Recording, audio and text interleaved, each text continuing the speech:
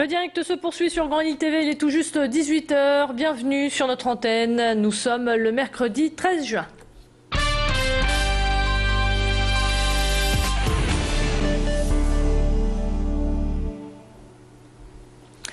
Les professeurs du Nord toujours en colère. La suppression de 14 000 postes en France, dont plus de 1000 dans notre département, est toujours d'actualité pour la rentrée prochaine.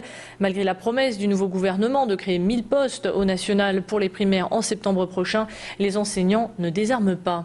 Ils se sont rassemblés en début d'après-midi devant le rectorat. Certains syndicats comme Sud Éducation réclament le rétablissement immédiat des postes supprimés sans attendre les concertations prévues avec le gouvernement cet été. Ils en veulent aussi au recteur de l'académie, Marie-Jeanne Philippe, qui selon eux a trop suivi les volontés de l'ancien gouvernement. J-4 avant le second tour des législatives. Comme chaque jour sur Grand Lille TV, nous revenons sur une circonscription. Aujourd'hui, c'est au tour de la 9e qui verra dimanche un duel d'hommes. Bernard Gérard de l'UMP est quasiment sûr d'être réélu. Au premier tour, il a recueilli 47,71% des voix. Son adversaire, Jacques Mutès, du Parti radical de gauche, a obtenu 25,37%. Ce bastion de la droite est-il imprenable? En tout cas, le candidat de gauche compte sur le réveil des abstentionnistes du premier tour pour faire renverser la vapeur. En face, le candidat de droite est plutôt confiant, même si en 2007, il faisait mieux en retrouvant son fauteuil de député dès le premier tour. Bernard Gérard est donc satisfait de ce résultat, d'autant plus que cette circonscription a subi un redécoupage qui lui a été moins favorable. Sans plus tarder, je vous propose d'écouter Jacques Mutès du Parti radical de gauche. Nous avons beaucoup de points à rattraper, certes, mais il y a un certain nombre de choses qui vont se passer d'ici dimanche. D'abord, nous, on va continuer à travailler plus que jamais. Donc on va aller chercher un par un tous les abstentionnistes. Nous avons vu que nos amis Europe Écologie Les Verts spontanément nous ont rejoints. Le front de gauche minaude un peu, mais je pense qu'ils vont nous rejoindre. Le MoDem, je n'arrive pas à joindre M. Hainaut, mais M. Hainaut s'était engagé dans le cadre d'un accord passé à nous soutenir. Donc je vais essayer de le joindre pour lui rappeler cet engagement. Et dans ces élections législatives, vous avez très certainement remarqué des partis politiques aux noms insolites, comme le Parti Pirate ou l'Objecteur de Croissance.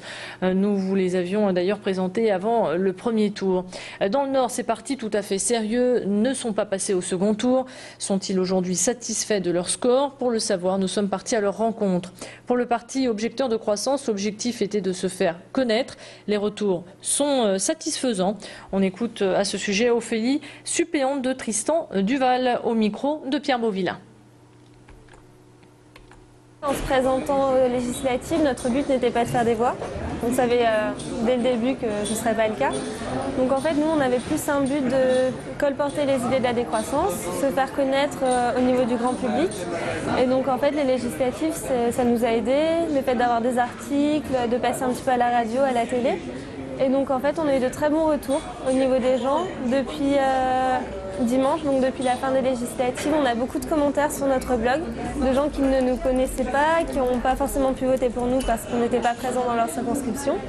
Et du coup, pour l'instant, c'est que du positif. Et pour ne rien manquer de ce second tour, retrouvez tous les résultats et analyses dès ce dimanche sur Grand Lille TV. Toute la rédaction sera mobilisée avec des éditions spéciales et des directs depuis les QG de campagne. Le salon Tissu Premier a ouvert ses portes à Lille Grand Palais. Ce rendez-vous biannuel permet aux acheteurs et exposants en tissu de se rencontrer en vue de faire les prochaines collections, car c'est ici que se crée la mode. Même si nous ne sommes qu'au printemps, il s'agit de préparer la saison d'hiver 2013-2014. Certaines chaînes de grande distribution réalisent jusqu'à 12 collections par an. Le mode de vie et de consommation sont tels que les Français sont constamment à la recherche de nouveautés.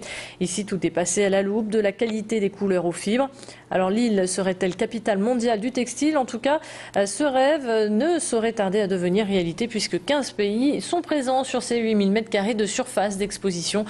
Tous viennent dénicher des idées, des produits et des contacts. Les professionnels ont jusqu'à jeudi pour trouver leur bonheur. Aujourd'hui, il ne se passe pas un jour sans que les nouvelles technologies envahissent notre quotidien. Internet en est le parfait exemple. À l'heure où le monde ne peut plus s'en passer, comment faire pour que les enfants n'aillent pas s'aventurer sur des sites qui peuvent heurter leur sensibilité? Eh bien, il y a des ateliers qui existent, comme ici à Lille, où les parents sont formés gratuitement au contrôle parental. L'apprentissage se fait en 45 minutes autour d'un ordinateur et accompagné d'un expert. Ensemble, ils apprennent à mettre en place un logiciel de contrôle qui fonctionne grâce à des mots-clés. Un réflexe qui s'adopte en quelques clics. Lucas Tostin y était pour nous.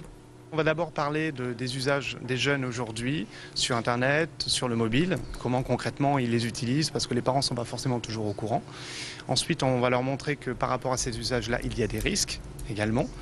Et ensuite, la troisième partie, ça va être comment se prémunir de ces risques, justement, par le contrôle parental mobile, le contrôle parental sur la télévision et ensuite un atelier un peu plus poussé sur le contrôle parental Internet, donc sur l'ordinateur.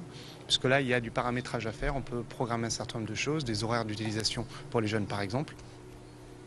Et sachez pour information que le contrôle parental fonctionne aussi sur la télé et les vidéos à la demande. En foot, c'est aujourd'hui que s'ouvre le mercato. De nouveaux noms circulent pour la nouvelle saison au LOSC. Le Brésilien Néné, qui évolue actuellement au PSG, pourrait rejoindre les Dogs. Élu meilleur buteur et passeur du club parisien. Néné est sous contrat jusqu'en 2013. Il est donc possible qu'il se tourne vers le club lillois. Il n'est pas le seul de Paris à être convoité par Lille. Christophe Jallet est dans le viseur des Dogs. Il pourrait remplacer Mathieu Debuchy. Et puis il y a aussi le milieu sochalien Riyad Boudbouz qui a fait savoir que le LOSC pourrait l'intéresser. Des noms qui se rajoutent à Marvin Martin et Steve Elana. On devrait rapidement avoir la confirmation ou non de ces noms et bien sûr on vous tiendra informé. C'est la fin de cette édition. Merci de l'avoir suivi et à suivre votre météo.